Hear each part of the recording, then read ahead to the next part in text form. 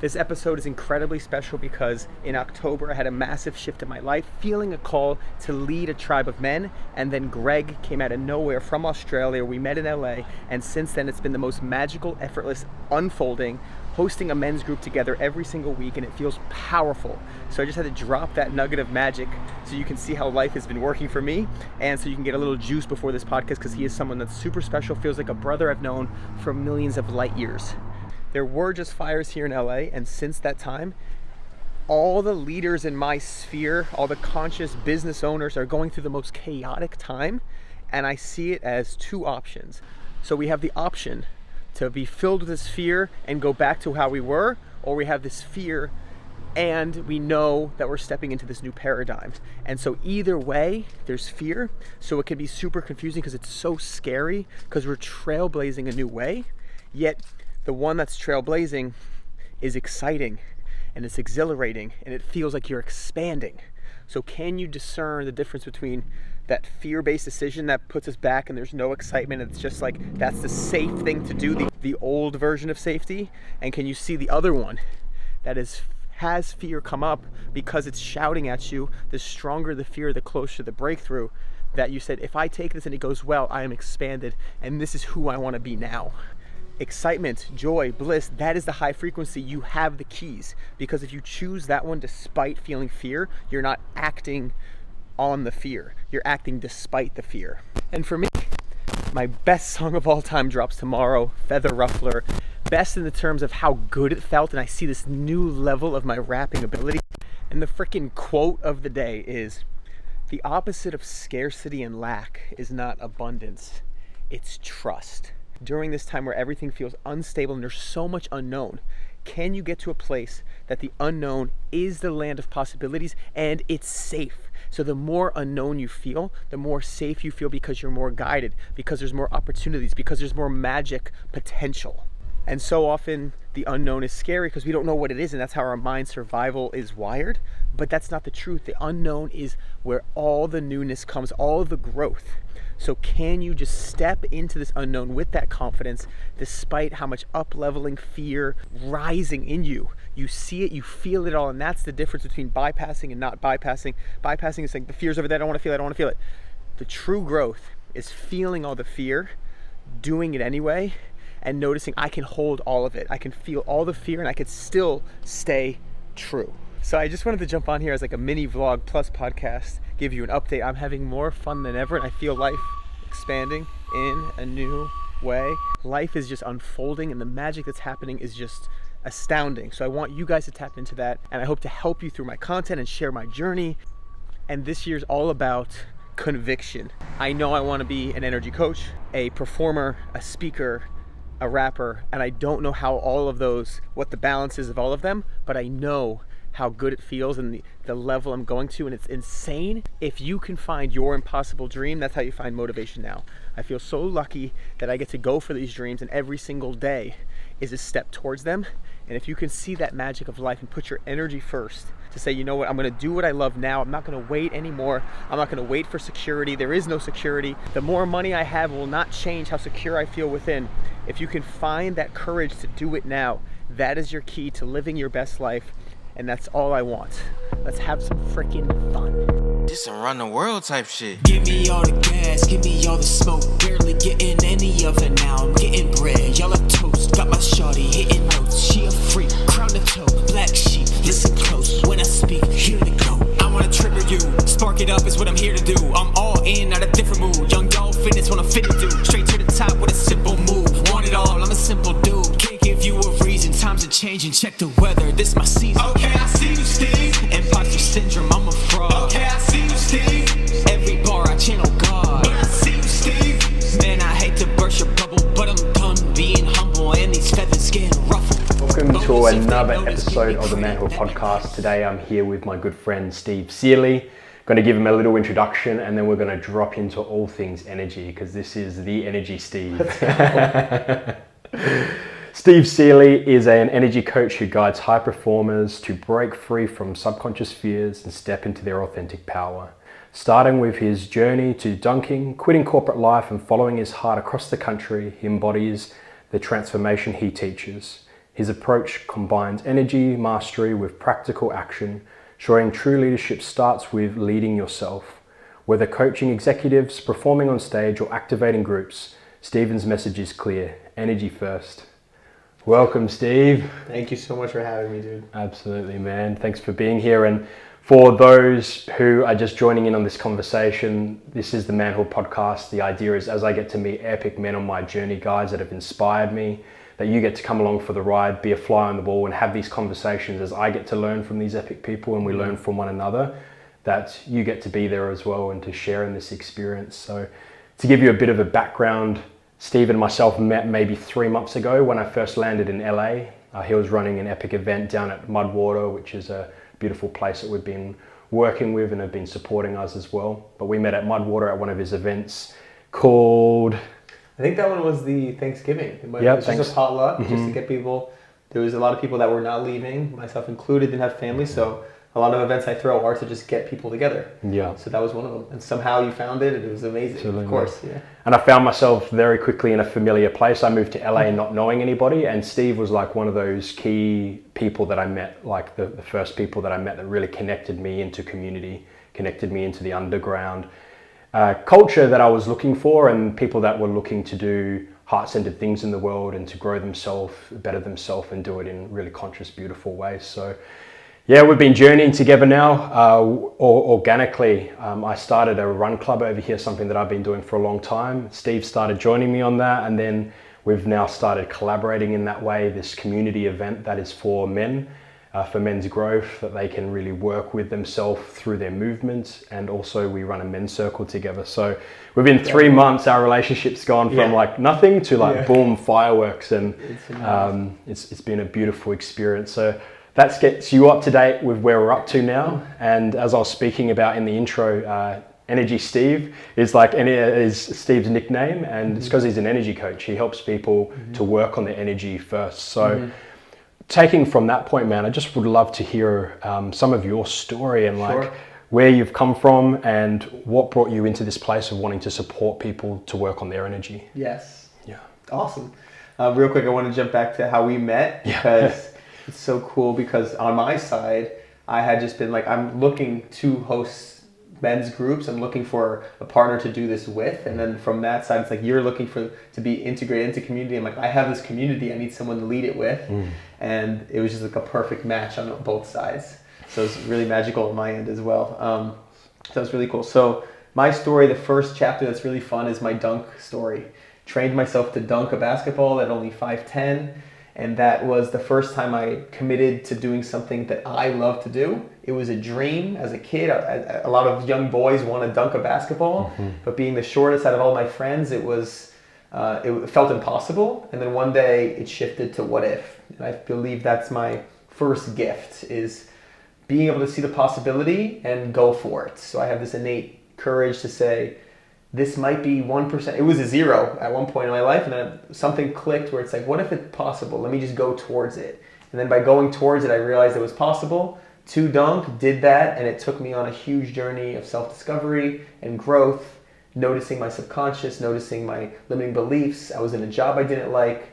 So I say all that because as I trained myself to dunk, not only did I achieve a dream, it opened up my mind to be like, okay, what else was I looking at as a 0% possibility? What else could I open up to that seems impossible?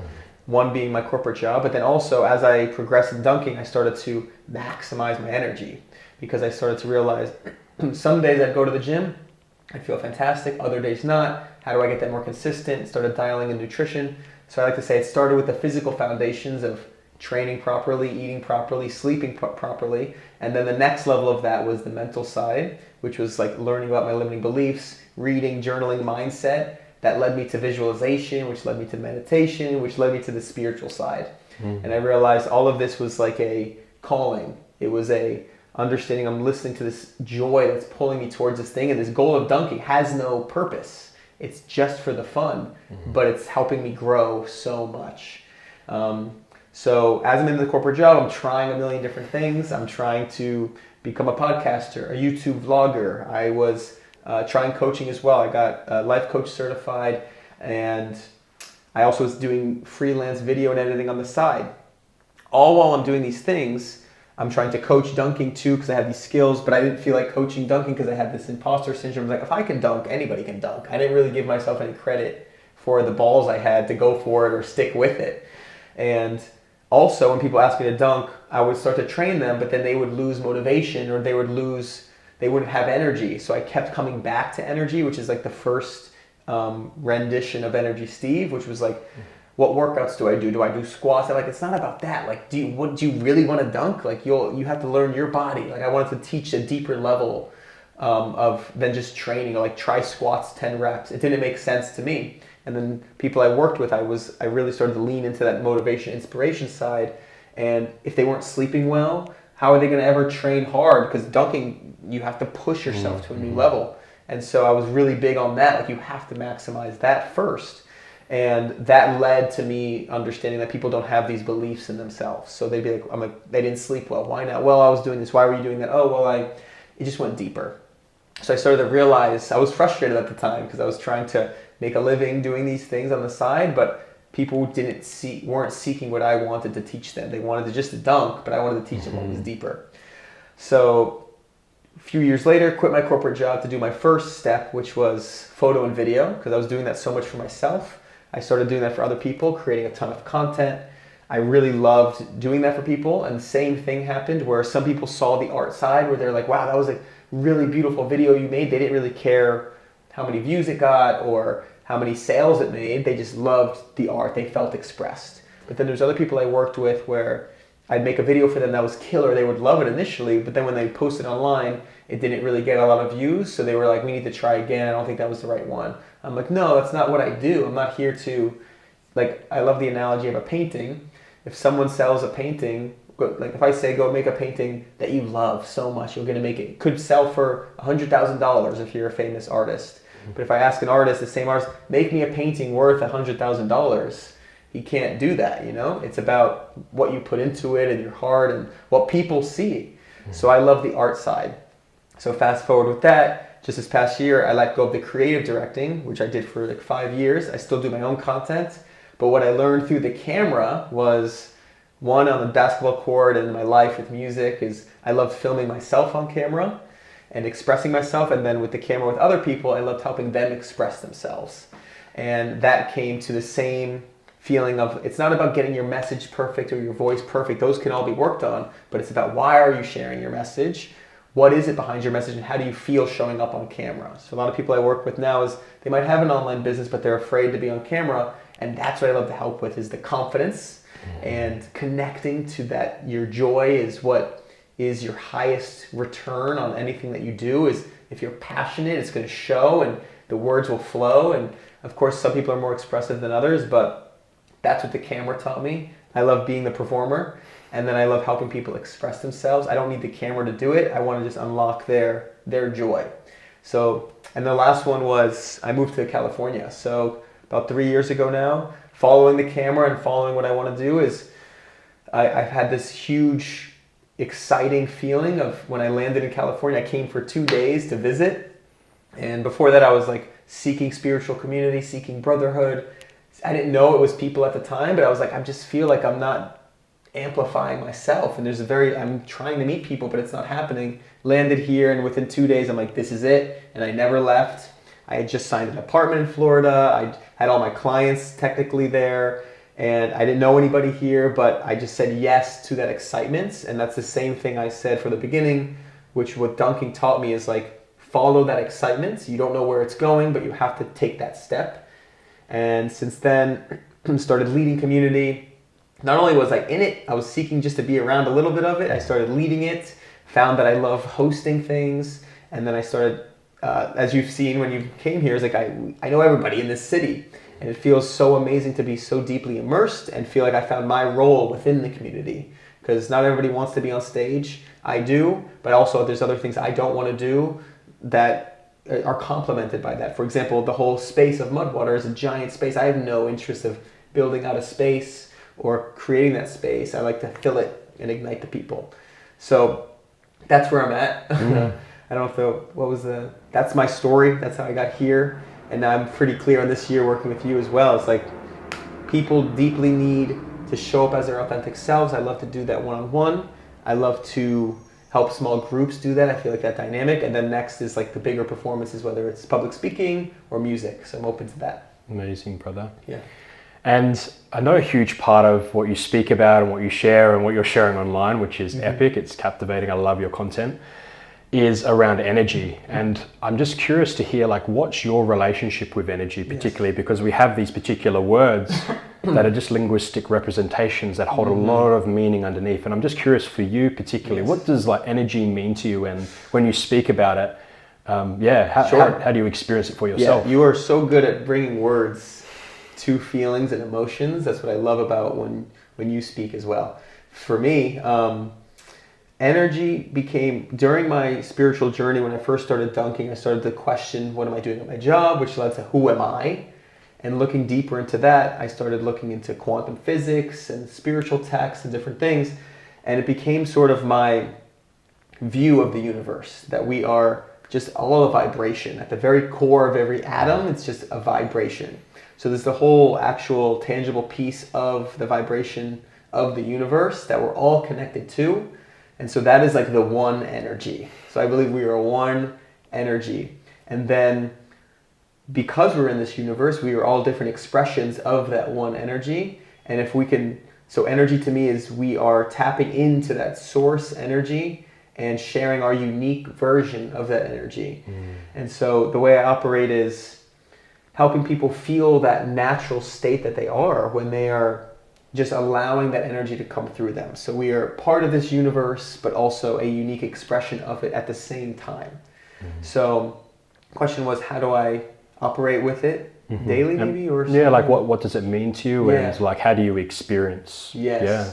So now what I do is I try to get out of the way and see, everything in my life has taught me to remove all the blocks of my natural energy.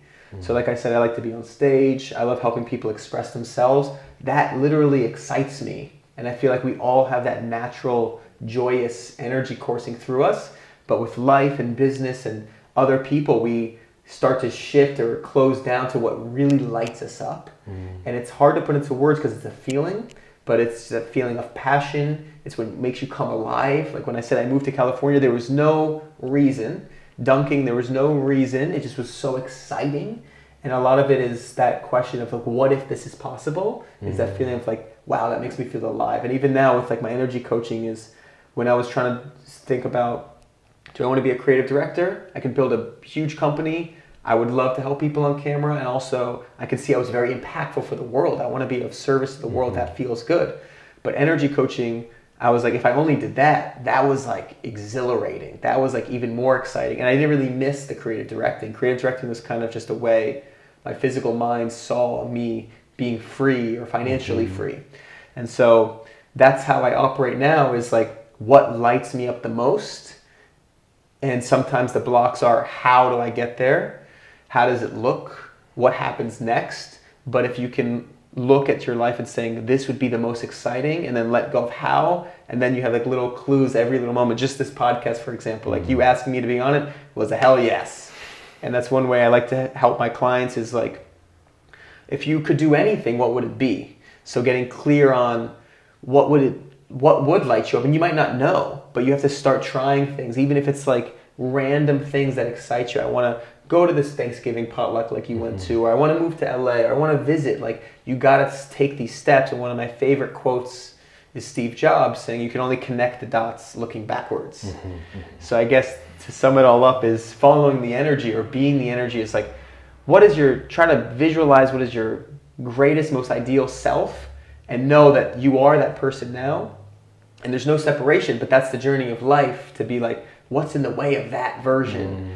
And that excitement is here now. And I've had so many beautiful experiences when I do that, that things unfold, that I'm like, oh wow, that's what I want to teach people too, because it's always right there. It's always within. And that what makes me feel like a man.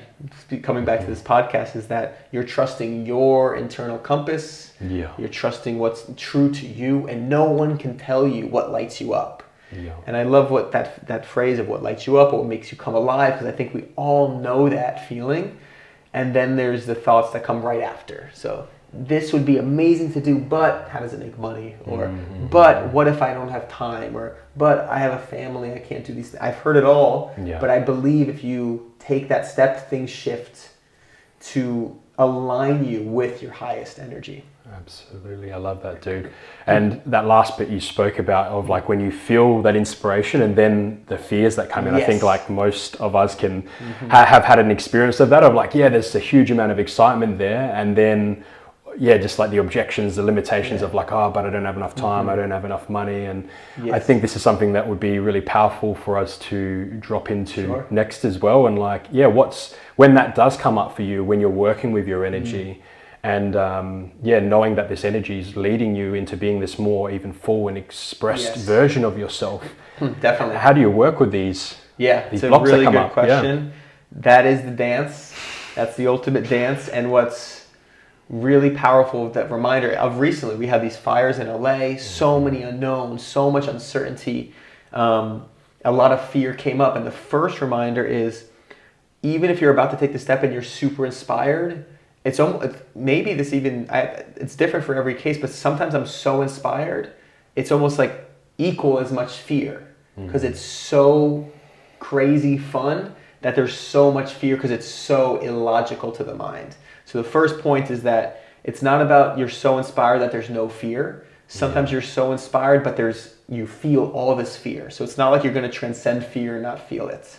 For example, this podcast has no fear. A lot of like, maybe like some, if I'll speak incorrectly, but like, it's not going to really hurt my life. There's not like a lot of risk. But for example, last week when I chose to go to this Airbnb that was more expensive than I anticipated, I'm trying to run a business, there's fires going on. It's like, that was exciting to go there, but a lot of fears of what if.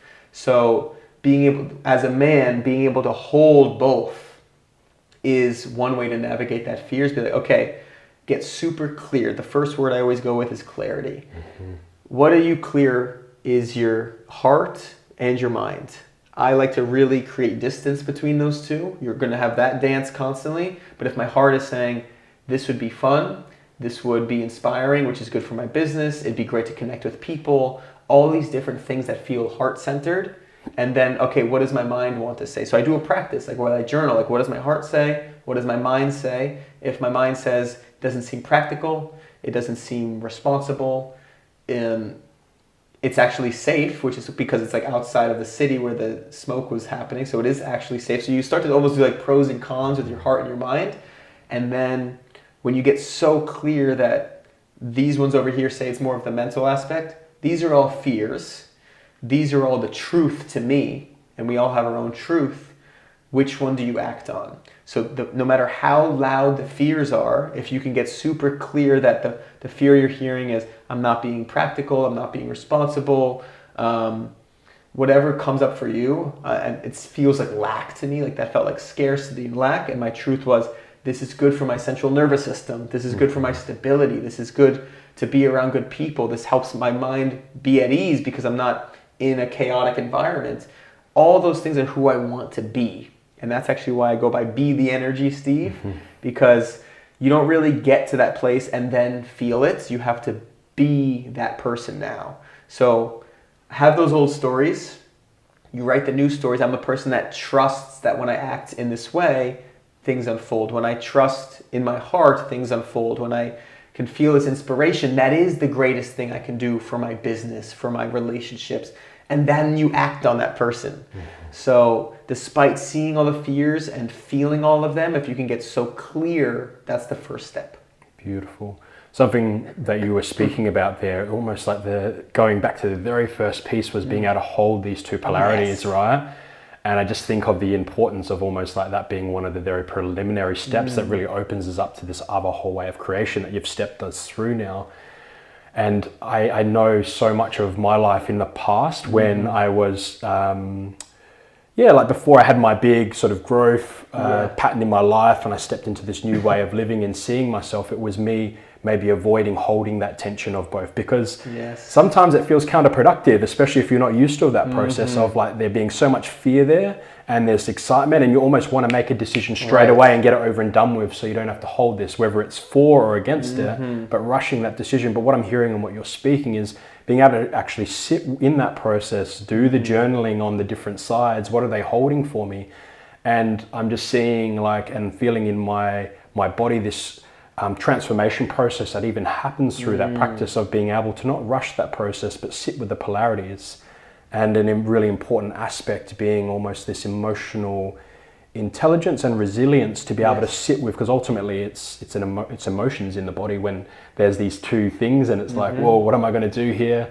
And So not good. knowing what's going to happen. So yeah, that's really powerful point. And for you with that, if I was to bring it to that emotional resilience, using that as like that foundation to be able to make decisions from, where do you feel you've been able to create strength in that particular part of your being?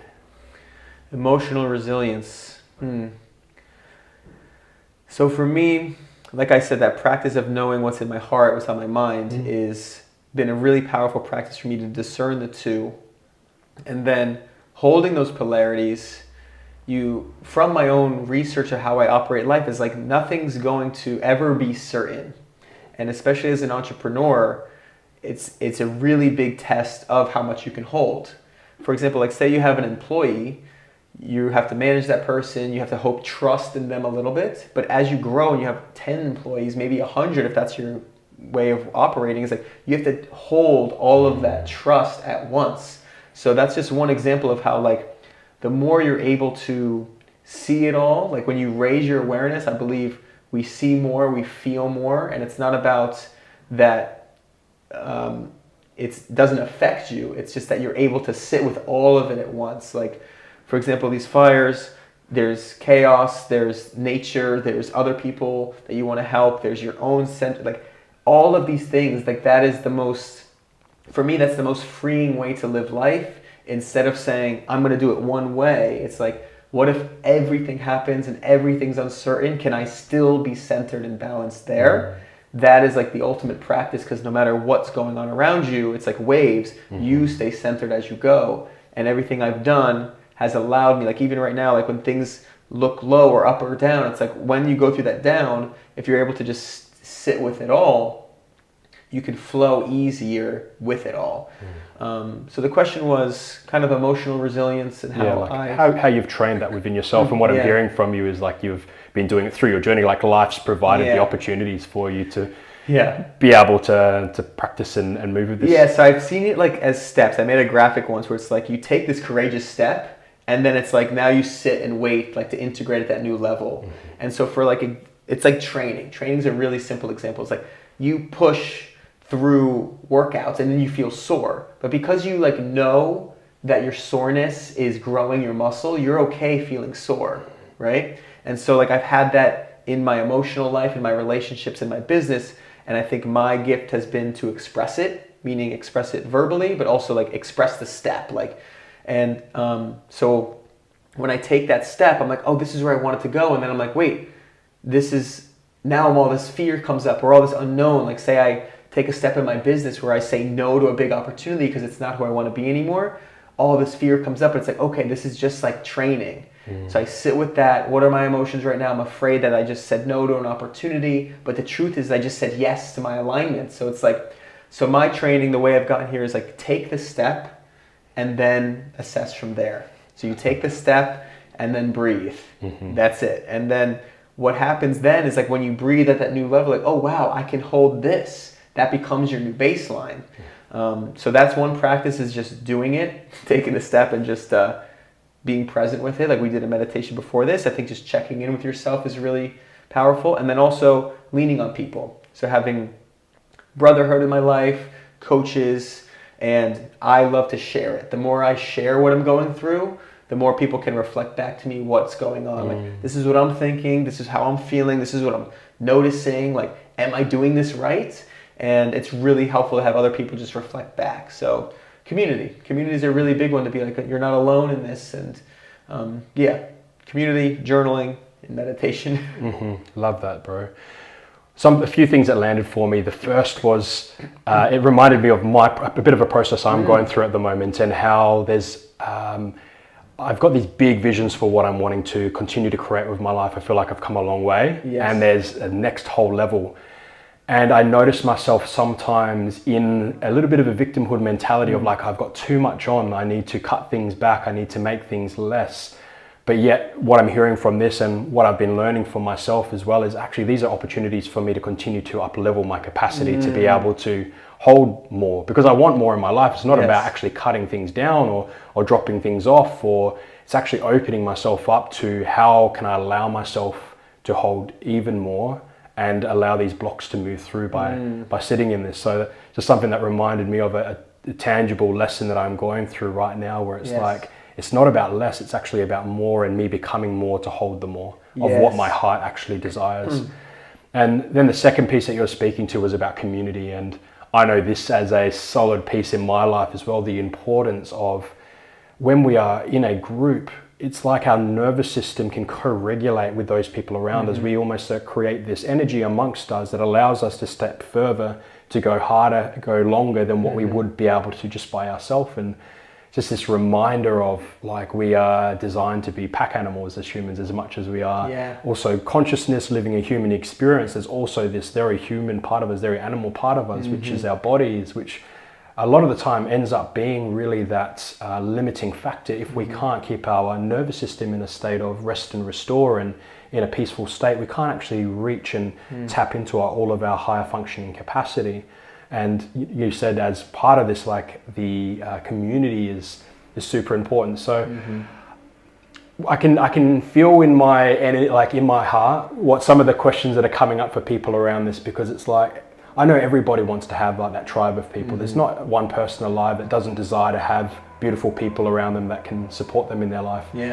And I see you out in LA doing your thing, and you just connect with people so beautifully and effortlessly, or at least this is the way it seems from the outside. I'd just love for you to share your process with the potential of inspiring people as to how easy it gets to be. Like, it gets easy. I really want to come back to what you said about like almost like owning your own way, that you're seeing that you want to do more of yourself, hold more. But the emotional resilience is such a key thing I'm still feeling in as well. And when I was younger, I would suppress myself, and I didn't feel like I could be myself. There was some friends I could and some I couldn't, and that was way harder than how it feels now when I said, you know what, this is how I truly feel, and I just express it and I do it, and then I feel more free. So when it comes back to my own emotional resilience, it's like I was feeling almost, when you're like constricted and not being yourself, that felt more emotionally taxing than when you feel your emotions. Like, you know what, I am frustrated, or I am down on myself, whatever or afraid. Like when you feel it all, I think that's the biggest way I've practiced to feel emotionally resilient, is to feel it all. Like I'm scared all the way, like, and then follow that. Like, I'm afraid I'm gonna run out of money, I'm gonna do this, I'm gonna be embarrassed, I'm gonna be homeless, and then I'm gonna die. So like, you feel it all is one of the biggest practices for emotional resilience. That came up for me as well. It's like not trying to like regulate them, not trying to change them, but just like, my body is feeling terrified. I think that's really powerful to add, especially when we're speaking about this high energy and being able to like soar above life sometimes and ride the energy, but you're also speaking here about the shadow work of actually allowing ourselves to go into the depths, which is the other half of the polarity that lets us ride hard. So thank you for adding that into the conversation. And that goes into the question you asked of like how I naturally connect with people, is because I went so deep within myself of these things, I feel this freedom to just be myself. And then that's like my natural state, is saying those things. I think I talked to you a couple months ago, like there's little urges where I'm like, I just want to say like something to this woman at this coffee shop, like your laptop bag, where'd you get it, or something. Like that was an urge, and I used to block that because it was like, there's no reason, I don't want to throw all these fears, but I don't act on that. So my natural way, and I love it, I learned it from my human design too, is I am the initiator. So when you said like you're learning to hold more for yourself, is like, that's what I would want people to do, is what is so true to you. And so when I'm in my natural state, it looks like I'm doing so much, but to me I'm doing so little, because I'm doing what's so easy and natural for me. So point is for me, like connecting with people and starting conversations is very natural, and it almost like opportunities present themselves to do it. But I've worked with clients that have a more of a responding type, and they have to just tune into what feels good, and invitations come their way. Like I don't really get that many invitations to do things. I'm always the one like starting things. So people might be like, oh, how did you do that? Like you just do things. I'm like, that's just like natural for me. So I'm not in any way encouraging you to start doing things, even though I said that earlier, try the things, but try things that are for you. So whether it's opening up to more invitations, responding differently, is like knowing who you are is the greatest key to being your role in the community. And say like you want to be amongst community or you want to be more, just follow those little things that are keen to you. Yeah. And for those listening at home that haven't heard of Human Design or Gene Keys, these are two different self-development platforms which you can pretty much go in online and plug in your date of birth, where you were born, and it's going to give you a bit of a rundown, a bit of a blueprint on how your mind-body system's put together, and certain ways of living that are going to be more for you, certain ways of relating that are going to be more for you. So it's good to have this as a bit of a guidepost of areas that we can start looking closer to in our life. So yeah, just to give that. And I love what you're speaking there of like, just because this is my nature and the way I do it, it's not necessarily about doing one thing in particular, but it's more so about knowing your nature and following that nature. Yeah. So beautiful. Yeah, where should we go? Yeah, absolutely. So from here, I want to take people on this journey of, sometimes we can hear these conversations and we can be inspired, but it can be like, how does this sort of connect with me? How does it connect with me? So I'd love to hear, when you have clients come to you, the people that you're helping and working with, what are the things that are coming up for them that they know that, hey, there's something in my life that's not quite right. Yeah. I know there's more here, but I don't really know how to get to that more, and I'm maybe spinning my wheels. So yes, these people coming to you, what are they experiencing? Yes, a lot of times there's in a job that they don't like, or feel like they're just operating at 60%. A lot of it, that's another reason why I use energy, because people said that about me. I have so much energy. And so people are feeling drained. And another one is feeling inauthentic. Like you have to be a certain way and you just desire more. And so when they come to me, they're like, I feel like I've been trying to do that. Like I was in the same way. Like for my business, I was trying to make money a certain way. I was trying to get clients, but it was really hard to resonate. And for me, what always happens is there's usually some like sticky definitions that are not as clear as they could be. For example, a lot of clients come to me, they have this job that they're working, they want to do their passion, but they don't feel like they have enough time. They don't know how it's going to make money, and they don't want to go all in because they're afraid of like letting go. But there's a difference between being all in on your passion or versus saying, I'm going to do this until I'm ready to go all in. Those are two different things. And what I mean by that is, if you're all in saying, we had that video recently, decide, which means to cut out all options. I decide I'm going to be an energy coach. I don't need any of these other things. I can allow these other things to support me, but then the way you interact with all those other support systems is way differently than saying, I'm going to build this up to this huge stockpile and then do my passion. So often I find people that are not all in on themselves. They are not willing to express their true self, and it cuts to, for the sticky definitions I was bringing up was, for example, one person, the client was talking, I have helped them express emotions they've never put words to, and he's like, I want to follow my dream, and this is definitely my passion. And that's another thing I'm keen to. They say, I know this. That's like the heart talking. When you say, I think I should do this, that's more the mind. And say, I know I want to do this, but I want to be stable as well. Like my current job is stable. And that to me is the clue. Because why would your passion, your dream, not be stable? And that's a definition you have that you might not have had. So when clients come to me, a lot of times they're in that stuck pattern because I help raise that awareness of those subconscious programming we have. And I've had tons of them. I still do. That's what I still work through. But it's like, what is that your dream is not stable? Because you just said, I want to be stable. You're telling yourself I could be stable over here with my current job or chase my dream. It's like, why not both? And then that's the magic. Because if you say, why not both?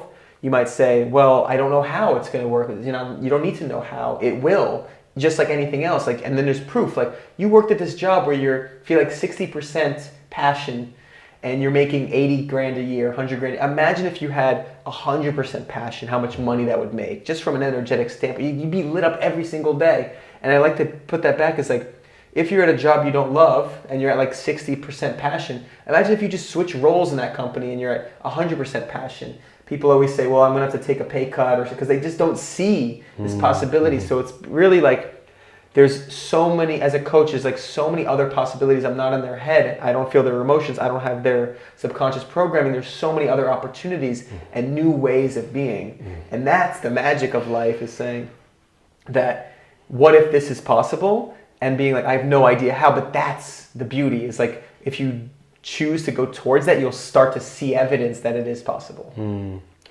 I'm seeing this view of like you looking over a map of somebody's life, and they're coming in and they're sharing with you where they want to be, where they are now, why they can't get to. And you get to be that overseer and to see the other opportunities that they're blocking, right? Because as you're speaking about, when we have these limiting beliefs, they literally stop us from seeing different pathways. They stop us from potentially even seeing other visions that we might dream of, or things that we're excited by. But we've decided so deeply within ourselves that we can't have those things, that we end up deciding that we don't actually want them. Sometimes it's to protect ourselves from even feeling that, because if we felt it and we couldn't have it, there'd be so much grief involved. And so, it's cool hearing this sort of model of the world that the people come to you in. And I was just on a podcast yesterday, and we were speaking about becoming aware of these things is the first step, and like becoming aware of like, where am I blocking myself?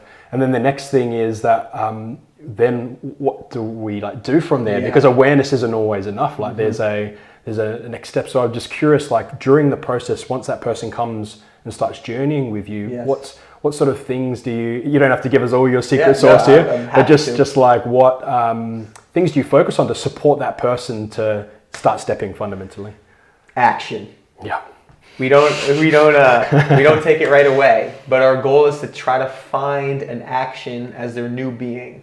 So at first, like I work with people right now, I have multiple people for 3 months, but I'm looking for people that want to work for a year, because this is a full transformation. Like I'm 32. I've been working on this for 7 to 8 years now, but my whole life, I still see operating procedures from my parents and different people that I'm like, oh wow, that I'm still operating at that. So the point is, if I've been operating at that for 30 years, it's not going to be fixed in one action. You got to like start doing that new process. So the process is helping them get awareness. So like I'm so fascinated about what that first step is to get people to talk to me, because the question before was like, what are people coming to me for? And it's like, it's not fun to live every day where it's like, I don't feel like I'm in that flow. Like there's been times you've been excited where things are happening for you, and it's like, there's so much more. And I feel like we have so much more time than we ever had, because like things happen so fast. We have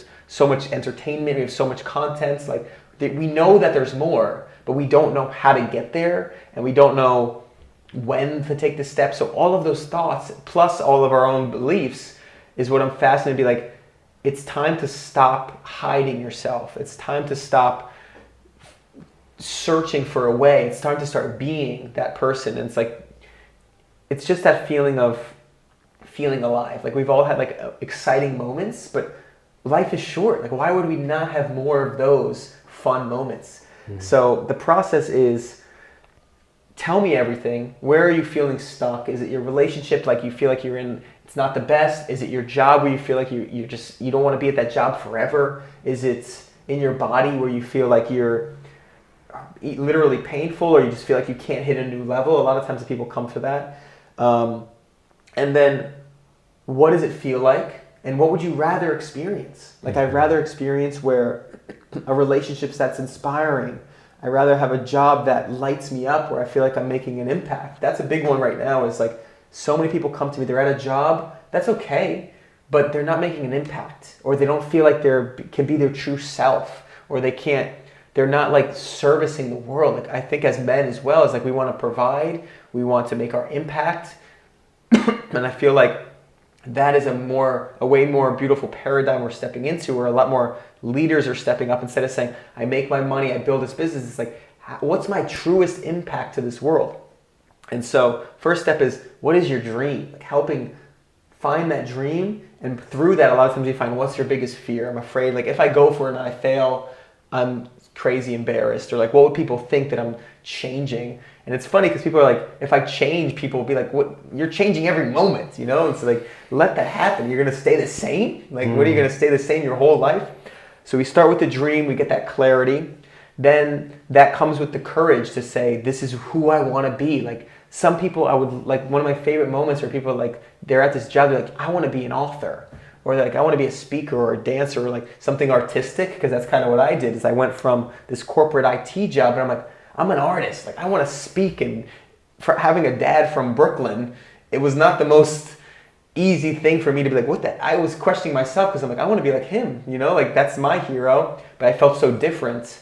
So it's like starting to notice where your blocks are in that process. You start to find the courage to be like, I actually want to do this. I want to be someone who lives their passion or follows their dreams. Even just being the person that goes for it is fun, right? You don't have to even achieve it, which is what I like to remind people is like, the second you say the courage, I want more, and you start working towards it, you feel great now. You don't have to lose weight. You don't have to make more money. You don't have to get the girl right now. The act of acting as that person, you're connected to your path. I believe we all have a unique, that goes back to the whole energy thing. Because we're all expressions, I believe we all have a very unique purpose in this world and a unique gift that sharing that to the world is our greatest service, it's our greatest fulfillment, and we all have that. And some people feel like some people can dream, some people can just have to do the regular way of living. I believe we all have unique gifts. So you have the clarity of where you want to go, the courage to start playing with that idea of like, I actually want to do this. And then it's the commitment. It's saying, I'm going for this, and it's taking any action. It could be so small. I'm telling you, somebody wants to be like a movie star, and their task we come up with that week is like writing that down in a journal, because now it's real. Now it's like, I want to be a famous actor. Like you wrote it on paper, because now all like the fear, claiming it, right? Yes. Boom. So that's how small the action can be, but you have to take a step. And I've seen time and time again when someone takes one step towards that, they feel this fire come back because they're on that path again. They're realigned with their true self. And I really love the thought of, we only have these gifts because someone needs the gifts. And people only need the gifts because someone's gift is out there. Like you don't have this calling to be, I'll speak for myself, to be a famous actor or a speaker or a musician for no reason. And my reasoning or my connection to energy is that it excites me from a pure place. And for so long it used to be like, is it my ego because I want to be on stage? But the thought of it going well is just like so exciting, gets me giddy. It's not, and I'm aware enough to be like, it's not just to be seen. It's not just for money. It's like, there's so many other ways to make money that might be easier and whatever. But the way it lights me up now, like when I think of like making a song that people, even now, like you can hear it. It's like when I think of a song that's on a big stage, I get fired up now. And then the proof comes, because then I start making that song, and then I have like cool things that come through my music, my creative expression, and my process that change my state of being. And then opportunities come, like yourself, like all of those things happen that now I see it as that formula. For example, I'm like, I want to be this facilitator, I want to do this, and I said no to other opportunities, and that put me in the mindset of hosting that event that we met at. Right? But if I wasn't following what I love to do, like there was no reason for me to do that. It was like, I could have gone to see my family, but I felt called to do that. So when you follow that calling, you see how it changes your energy.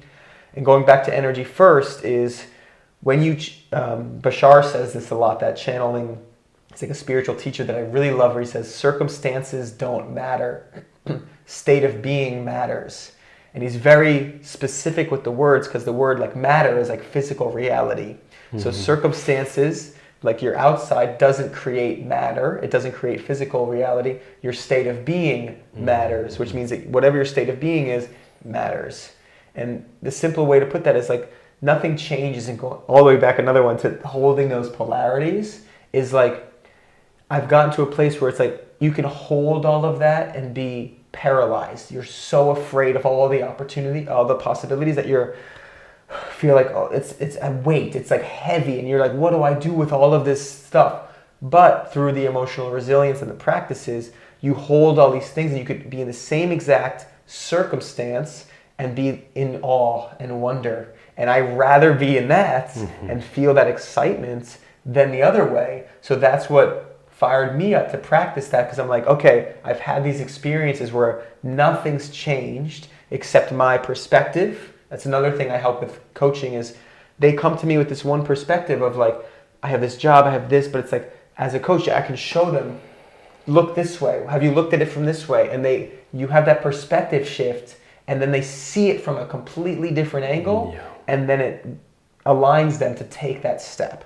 Absolutely, because we can literally live in these worlds, right? Where we think this is reality, and all we're seeing and all we're thinking about and all we're talking about is about that life that we're living in, and potentially the limitations involved in it. So having somebody else to be able to nudge in for a bit, come next to your story, and to go, well, what about the rest of this happening over here? What about the landscape and the beautiful forest range over here? And like, you're not seeing it. This is a good example. It's like sometimes they're like this, and I'm putting my head really close to a wall right now, and they don't know. Yes. And I've been there. Yeah. And then you could just tap them on the shoulder, or just look that way. Yeah. And NLP talks about this really well. NLP is a neuro-linguistic programming, which is another teaching model.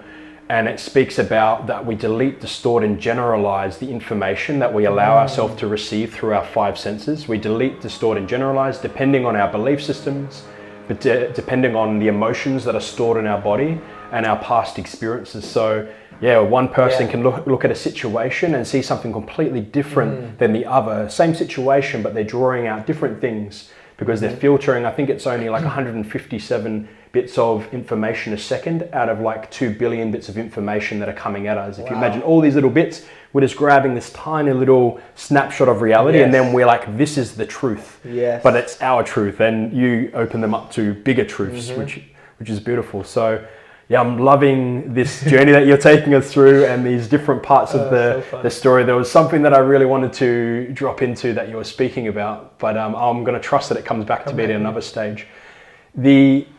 So people come through this journey with you, and then what I want to hear is like, what comes out on the other side? How do people start experiencing themselves a little bit more? And it's when you talked about them taking this action. That's what I wanted to speak about actually, is the action. And what I'm hearing from you is the movement is the medicine. Like taking the action sometimes is the medicine, because it allows the blockages that were always going to be there anyway to come up to us. We almost draw them closer to us sooner so that we can deal with them and move past them, rather than them staying sort of there anyway. So yeah, as you get people moving, you get them clear on the vision. What's your experience with people? How do they start experiencing themselves, and what happens in their life? So amazing. So I've had everything from relationships shifting to marriages to money, and it's just, but the greatest part of all of it is they feel their confidence within. So they finally feel like they're themselves. They feel this sense of freedom, that they can just walk the way they want. They go into a coffee shop, they can speak the way they want to speak. They can talk to people they want to talk. They're on their path, and they just feel connected to their true self. It's just this sense of freedom, instead of overthinking, instead of wondering which way I should go. They have this clarity and this pride within themselves that just feels like they are able to share themselves with the world. So just more connected with the world. So that is the feeling which I love.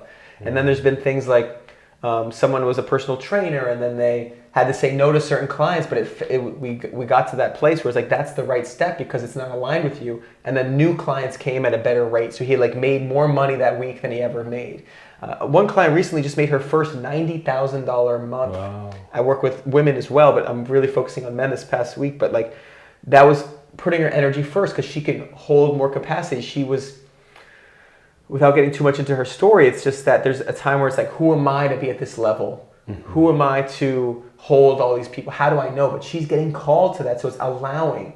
Another man he's an elite athlete and was a little shy to film himself because he felt like, who am I to set up my camera in this gym? But one thing that I really love about that is saying, like if you're that sponsored athlete by like the top of the line company, you almost have to do it. Because like say you have to make content for them, it's like if the camera crew's there, you got to be doing it. But you have to be that person now. You don't start as this and then it's like a pro. I like to say the pro athlete is like, you don't become an NBA pro in basketball by once you get drafted. You're a pro the whole time. Even when you're in high school, you have to act like that pro, and everything is just helping you embody that being of a pro. So my clients feel fully embodied in their purpose, aligned with their higher self, and that's a beautiful thing.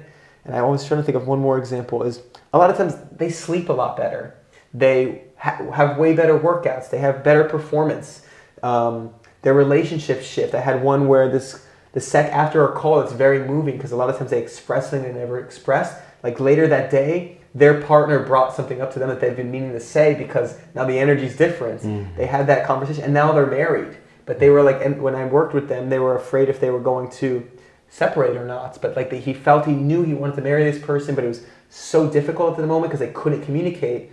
And by him communicating to me and sharing all these different fears, and it shifted energy. So it's all types of things. There's not one shift besides just stopping the feeling of you're limiting yourself or you're hiding your true self, and you have this sense of freedom and truly just authentic confidence within. I was loving the very first bit that you spoke to, and yeah, thank you for showing us all those different pathways in the openings, man. And I love that first bit that you spoke to, and something also that sets my heart on fire, why the work I do, what I do as well, is when a person sort of experiences and walks in the room and they experience themselves in a new way. They're experiencing their uniqueness and they feel free in that uniqueness. And like, as you were saying that part, it made me remember again the importance of like, we can have all the things that the world tells us that we should have that give us freedom. Yes. We can have the time, we can have the money, we can even have the beautiful relationship, but without that connection to ourselves, those other things almost start to become worth less and less, because that internal freedom and that ability to connect to our own nature is, number one, what draws in what is for us, but also is what allows us to receive that which is there. So like, I think as Tony Robbins speaks about, like the most unsuccessful move is to have everything, but yet not to be able to receive any of it. And that like, I can feel that in my heart of like, fuck, that's something that motivates me to continue to become present with myself and want that internal freedom that you're providing your clients with. And also something that like, when somebody has that online within themselves, it makes them so unique and peculiar and weird as a person, but in the best ways possible. And that they really stand out because, and it starts to make me realize how like society tries to make us a certain way, or there's certain beliefs of how we should be as men, how we should be as women, what it means to be successful. And when we follow that, it flatlines us. It takes away, maybe some of the dips of like going into emotion and feeling ourselves, but it also takes away our greatness off of the top. And it almost like takes us away from having our own personal journey. And then you've got these outliers that they've gone into the depths. They're just throwing the paint up against the wall. They're experimenting. And then you're like, who the fuck is this person? And those people that I meet that I'm like, whoa, who is this person? It's because I feel they've found this freedom in one way or another. They've found a way of being able to experience their unique gift, that like what God's put them on the planet to be fundamentally, that they've gone and they've taken the time to explore that. And even at the risk of not being as successful, they've maybe put the money off to the side or put relationships off to the side, the things that they should have.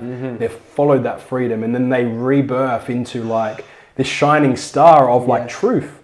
And it's like life putting them there as a star to shine to other people of like, this is what you can be, not this person, but the essence of, what they're embodying is because they know themselves, and this is how they shine when they know themselves and they own themselves. So when you said that, I was just like, wow, that was really well said. And I'm going to piggyback, as we're not allowed to do in our other circles.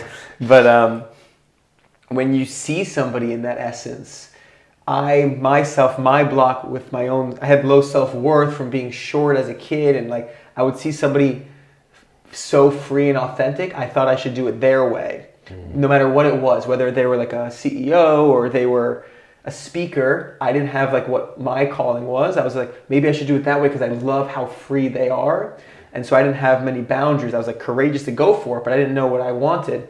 And so I bring that up because it's like when you see someone in their essence and their freedom, I think that's why we love certain performers or listen to certain people, because we see them so clearly in their brightest light. They are in their star form. Yes. And so everyone has that in their own unique way. And it's not like, for me, my downfall was like, oh, he's so free, I should do it that way. Or he loves to live life that way. Maybe he's so happy, I should do it that way, because I didn't have my own self-trust in my way being the best way. So it was easy to see when people were being authentic, but I'm like, okay, what's my version of that? And I think that's a beautiful coupling of saying, I want to feel as alive as that person, and now this is my way of doing that. Yeah. So then you're constantly inspired, but you're also bringing your own unique light to it. I think that's really powerful advice and just like guidance in general for all of us, right? I'm receiving from that as well. It's when we see that person shining, it's not about what they're doing, but the way I'm receiving it, just to put it in another way again, is it's their relationship with their genius and with their pathway and how they're connected to their unique pathway. And that's what the shine is. So it's just a good reminder, because still even now when I build my vision boards, when I build Pinterest boards out, sometimes I find myself getting pulled to the left and the right of like, whoa, this is what I need to do to be successful. But really more so than anything, dropping into, okay, what is that unique path for me? And that's actually what's going to give me that. So suddenly the question becomes different than how do I become like this person to how do I become more like myself to emit that same presence or that same particular values that person shares with the world. And my response to how you get there, like one of the fastest routes or the unique gift you have, is follow your fun. So for me, I noticed I was following other people's routes. I'm like, oh, do I want to be a speaker? Do I want to be? But I kept having fun doing it. So I've tried other things, keep coming back to this. I try other things, don't like it as much. Or I keep getting inspired by the same type of person who do similar things, whether it's comedians, podcasters, public speakers like Tony Robbins. They all share the common thread of speaking, and I have my own twist on it. And so I think that goes back to the process, is like, what are you inspired by? Because if I ask my clients, what are you inspired by? They could be, I love this motocross rider, or like these NASCAR drive. I'm like, whoa, I'm not even near that, you know? So it's like, that's definitely part of your gift or somewhere you should go towards, because out of all the things you could have said, that's where I feel like our gifts come. It's like, out of all the things you could be inspired by, out of all the things you're drawn to, that's your clue. And then another clue I love to bring up is like, what did you do as a kid? And for me, I was always performing with my friends, looking back. The dunking, I love the performance aspect of it. Like I loved being in front of people to do it. And so it's like clues as a kid goes back to that joy feeling. It's like you were just doing it for the fun. Like that's your little gifts. And then now, who are you drawn by? And then that's how you start to figure out like that's your calling, that's your purpose. Beautiful. Yeah. I feel like that gives a really nice sort of action task, some home play rather than homework, home play that people can love that. If they're wanting to go deeper into this, they're wanting to tap more into this energy to start exploring and asking those questions of what did I love to do when I was a kid? What things did excite me and inspire me? You don't know, but I actually did a podcast yesterday as well, and it was all around doing inner child work. So if people want to delve a little bit into another angle on it, have a look at that one as well. Nice. But this connecting with the inner child, because that inner child within us has so much wisdom, and I'm loving this as part of what you're sharing with people as well, and how connected it is. I love it. For the action, I have a really cool, fun one. Is for the magic, to tap into the magic, is like, what does your inner child want to do? What are you drawn to? And then just do it. Like, and I say do it because, say it's like, I want to just like play some music or try to like learn an instrument, or it's I want to like go on a date, whatever it is, that's a little bit of just pure childhood type joy. Because when you do it, it changes your state. Like for me, when I rap, I play music, like sometimes when I'm in my head, I'll just rap and I'm in a different state. And then that's how you can shift your own perspective. So if you're in that stuck place, you're feeling a little drained, you don't have to figure out what to do. You can just change your state. And sometimes those little joyful activities, whether it's going to work out, like practicing a new stretch. Like maybe you want to learn how to backflip, so you're doing cartwheels. Well, I don't know. But it's like those things that have no meaning, change your state. And then I just really hope that you do take that action, because then when you change your state and you come back to your life that was draining you or was making you feel lost, you'll be like, oh wow, you might see a whole new opportunity. And that is such a powerful thing to just, even if it's like cook breakfast. I just want to give as many examples as I can. It's like, I want to try a new recipe. Just do that, because then your mind's thinking of this, you're having a little bit of fun. Now back to energy, to sum it all up. Now you just radiated that fun, at that bliss, at that joy frequency, which is the highest frequency living in this reality. So you don't have to get yourself there by doing certain things like get money, I gotta work really hard, then I'll be joyful. It's like, no, do the joyful thing and then watch how everything shifts. And you could see your job from a joyful state. You're like, I'm so happy right now, F that job. And it's like, okay, that's the truth. You don't want that job because it's not at this state. So I love your home play. Inner child, joyful action, and watch how now you're vibrating and your external reality is simply a mirror to your internal vibration. Absolutely. Bars. Energy comes first. Energy first, Boom. baby. That's it. That's it. Good work.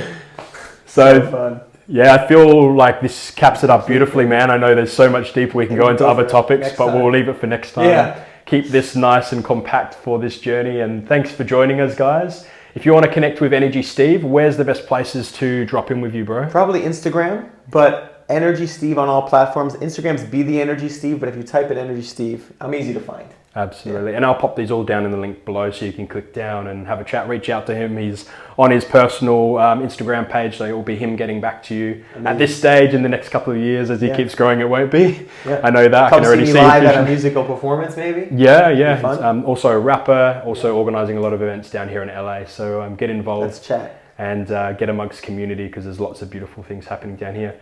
Thank you for joining us, guys. Thank you, Steve, for being here with us, man. Thanks for sharing your wisdom, and looking forward to our next chat. And for the listeners, we'll see you on the next Manhood podcast episode. Have an epic one. Greg is the man, isn't he? Let's go.